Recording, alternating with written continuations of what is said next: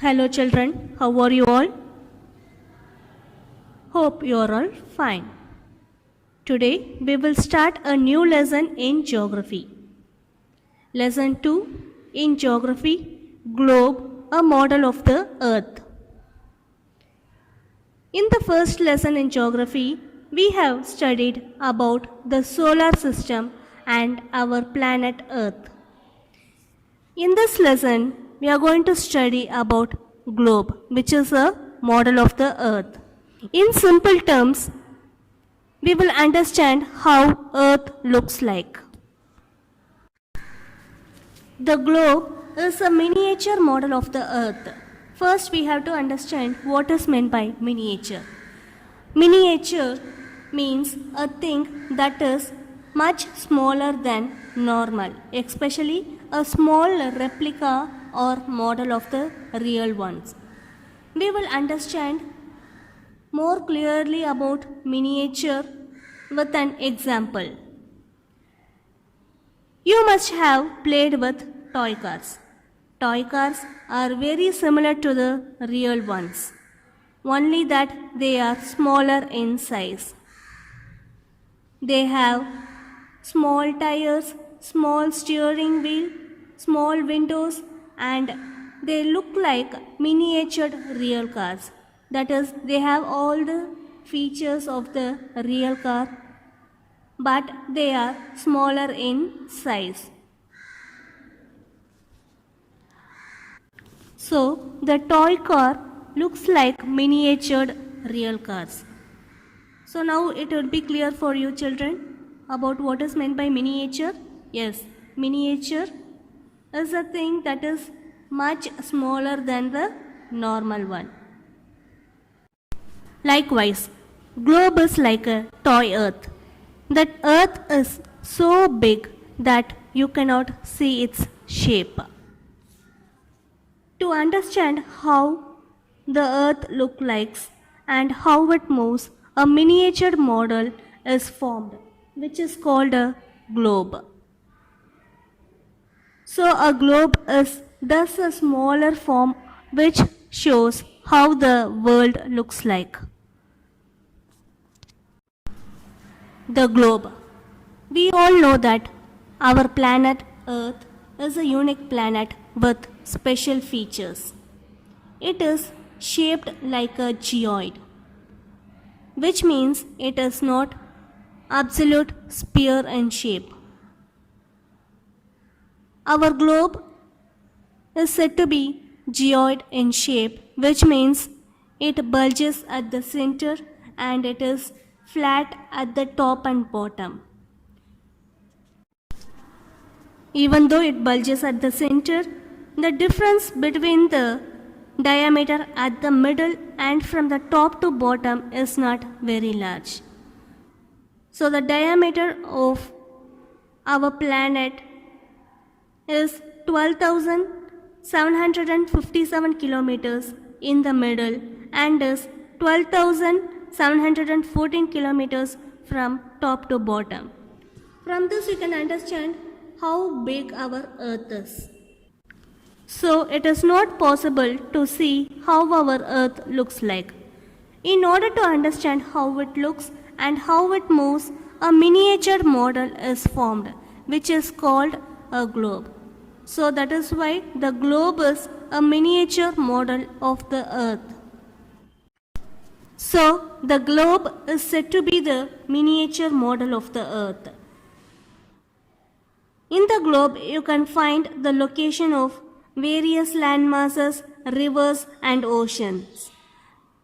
The globe is anchored, that is, the globe is fixed at 2 points at the top and bottom. This allows the globe to rotate freely. The 2 points on the top and the bottom of the globe denotes the North Pole and the South Pole. Axis. Axis is an imaginary line passing from the North Pole to the South Pole. That is, the axis is an imaginary line from one point of the anchor to the other, and it is known as the axis of the earth. As you can see in this picture, you can see the axis which passes from North Pole to South Pole. The axis is not a vertical line, that is, it is not straight, it is tilted, which means it is slanting.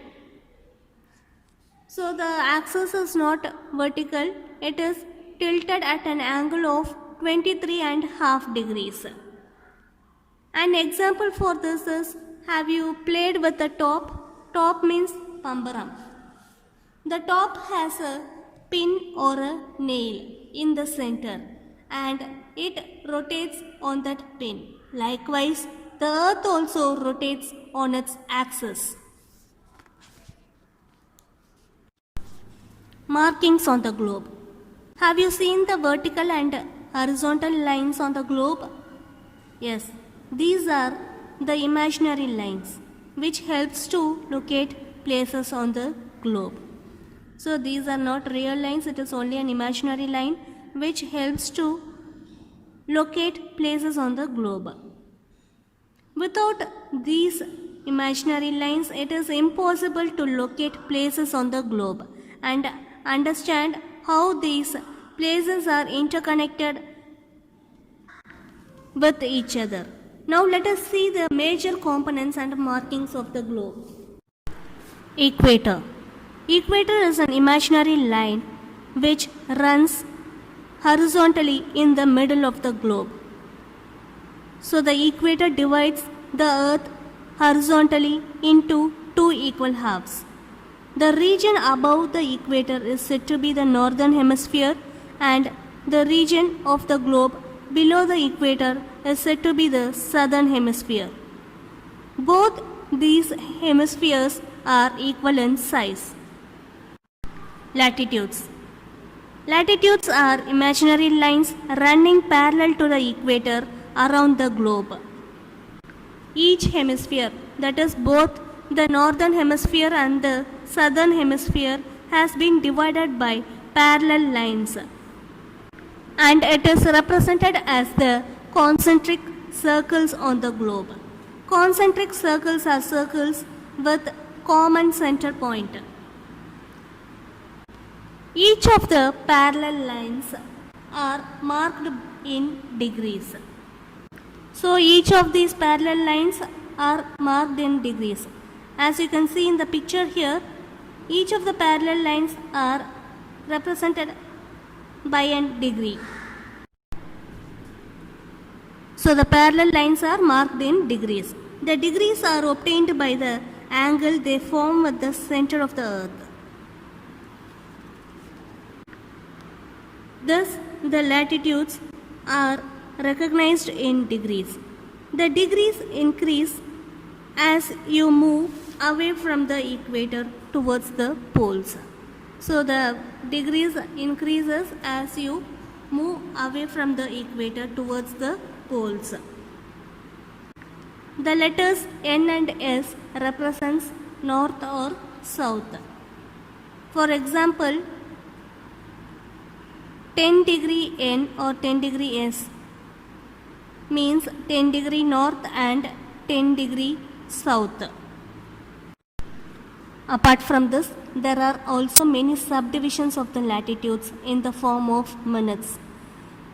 These subdivisions are denoted by minutes. There are 60 minutes in a degree. So the following degree is read as 23 degree 15 minutes north. Important latitudes. So we know that latitudes are imaginary lines which are running parallel to the equator around the globe, and they are also known as parallels. There are some important latitudes which help us to divide the earth into zones. Now let us see about these important latitudes. 0 degree latitude is known as the equator. So equator is an imaginary line which divides the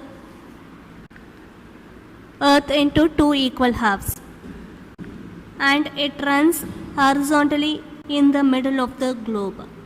So the 0 degree latitude is known as the equator. The second one is 23.5 degree north latitude is known as the Tropic of Cancer, and 23.5 degree south is known as the Tropic of Capricorn. 66.5 degree north is known as the Arctic Circle, and 66.5 degree south is known as the Antarctic Circle. So you can clearly see in this picture, equator is the 0 degree latitude, and above the equator you have the Tropic of Cancer, and below the equator you have the Tropic of Capricorn, which is represented by 23.5 degree north and 23.5 degree south. And near to the North Pole you have the Arctic Circle, and near to the South Pole you have the Antarctic Circle. Heat zones.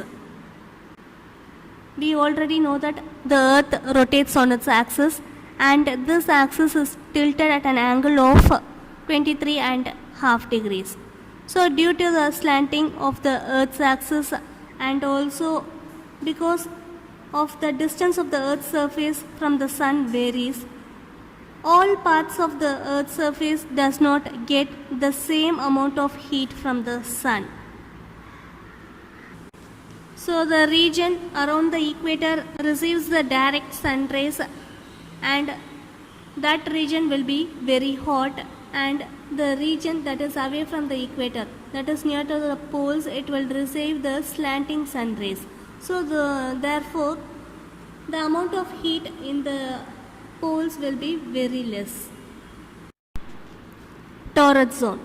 The zone between the tropics is called the torrid zone. That is, the part of the earth which is between the Tropic of Cancer and Tropic of Capricorn is said to be the torrid zone.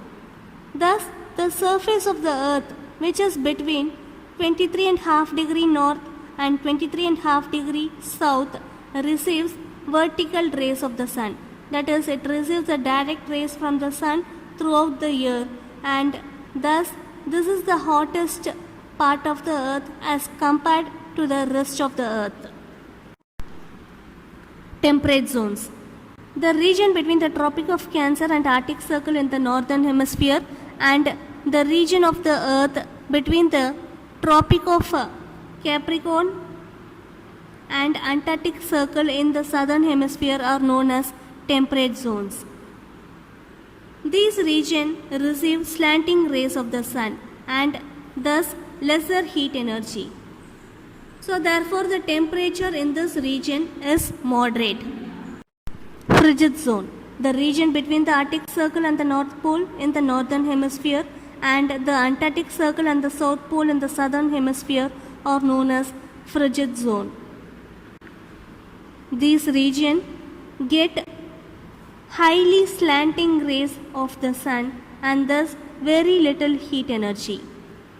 So therefore this region remains extremely cold. So we have seen the three heat zones. They are the torrid zone, temperate zones, and the frigid zone. The torrid zone is near to the equator, so therefore it receives the vertical rays from the sun, and therefore this region is very hot. And temperate zone. This region receives slanting sun rays, and therefore it enjoys a moderate climate. Moderate means it is not very hot or very cold. And frigid zone. So this region gets highly slanting rays of the sun, and therefore this region is extremely cold. So in today's session we studied about what is meant by globe. The globe is a miniature model of the earth. And then we studied about axis. Axis is the imaginary line passing from one point of anchor to the other and is known as the axis of the earth. The earth's axis is tilted at an angle of 23.5 degrees.